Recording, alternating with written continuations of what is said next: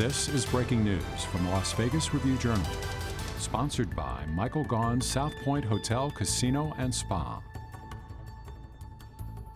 Welcome in, everyone, to this breaking news edition of Vegas Nation. I'm your host, Cassie Soto. Some big news coming today from quarterback Derek Carr as he officially penned his goodbye to Raider Nation. In a heartfelt message on social media, Carr began with, quote, "Raider Nation, it breaks my heart I didn't get an opportunity to say goodbye in person. We certainly have been on a roller coaster in our 9 years together."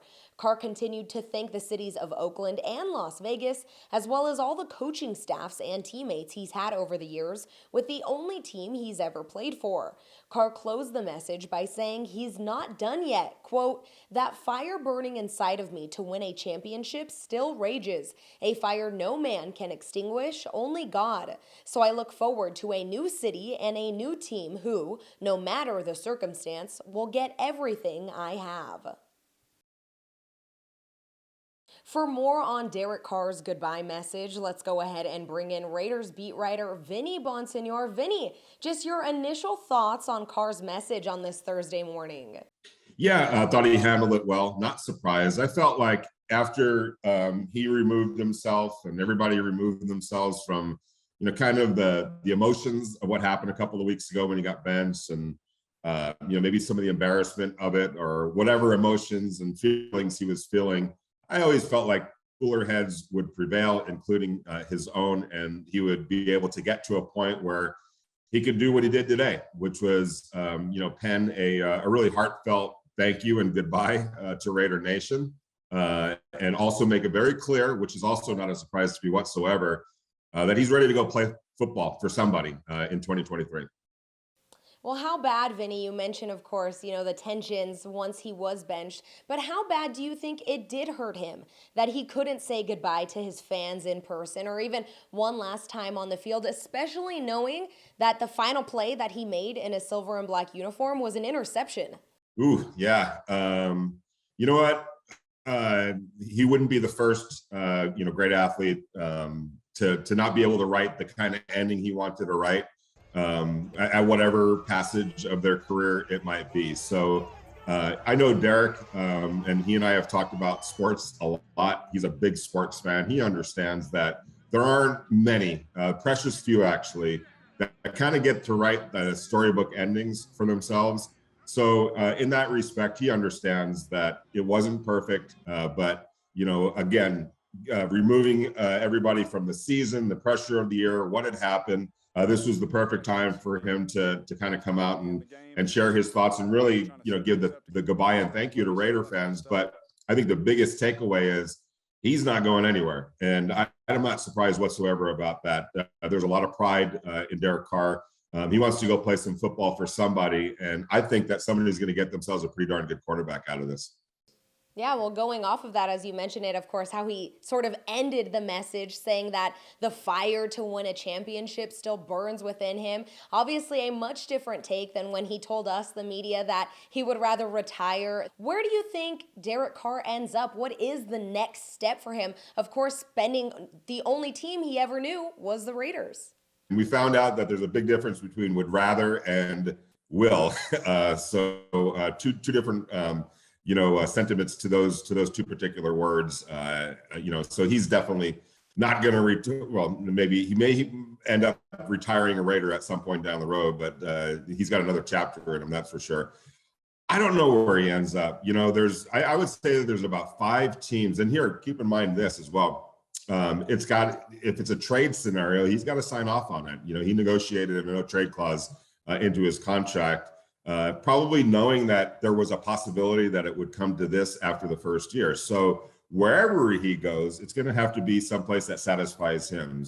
And then when you take a look at, who needs a veteran quarterback to maybe try to get to that next level or get over the hump, there's only a few of those as well. You can talk about the Indianapolis Colts. You might be talking about the Tampa Bay Buccaneers, the New Orleans Saints, the Washington Commanders, the New York Jets. Those are teams that were bad. Carolina Panthers were close to making the playoffs, but for lack of a consistent play from their quarterbacks. And here's what I'll say about Derek Carr: he represents consistency. That dude plays and plays from beginning to end, except when he gets benched like he did this year. He's out there playing.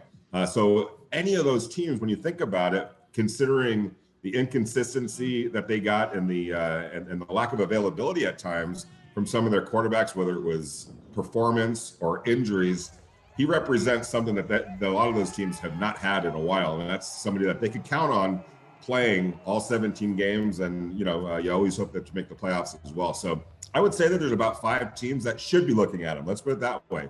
Should be looking at him. Well, you mentioned the consistency, Vinny. What do you think will be Derek Carr's legacy for the Raiders? Man, you could probably talk to 100 different Raider fans and you get 100 different answers to that question. And I'm being serious. There's not a more polarizing guy that I've covered in a long, long time as Derek Carr. And part of that is because he's been the starting quarterback for the Raiders for the last 9 years. And I think it was 91 straight games at one point up until when he got benched. It's a long time. And here's the flip side of that.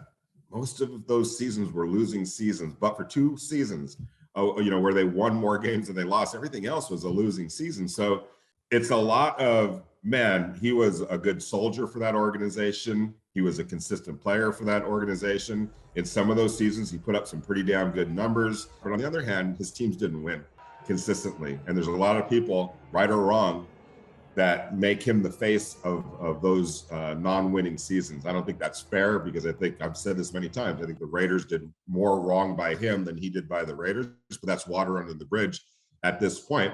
When you remember Derek Carr and his career with the Raiders, there's going to be some good and there's going to be a lot of bad, not necessarily his own bad doing, but just from a team and a winning perspective, it wasn't good. And he was the face of that. Right or wrong, he'll always be associated with that.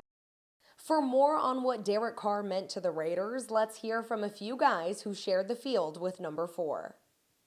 I go on and on about Derek. Me and him are great friends.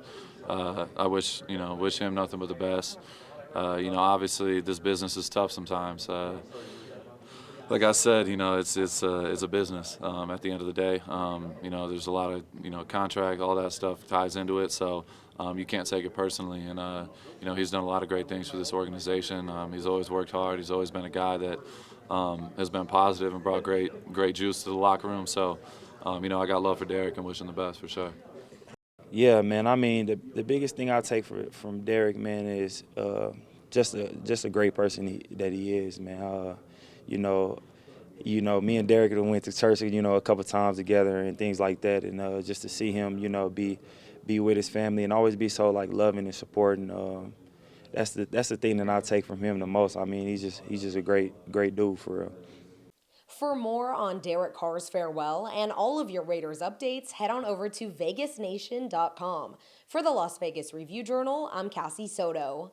You've been watching breaking news from the Las Vegas Review-Journal, sponsored by Michael Gaughan's South Point Hotel, Casino, and Spa.